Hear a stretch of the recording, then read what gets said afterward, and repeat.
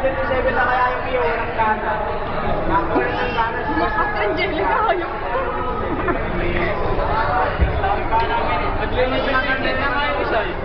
Ipapakita ko to sa pamilya ko. Ang gago. Pinag-aaralan ko.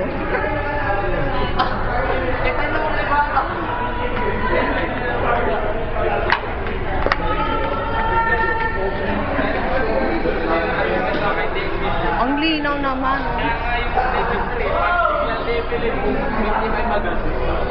Igarte mo naman.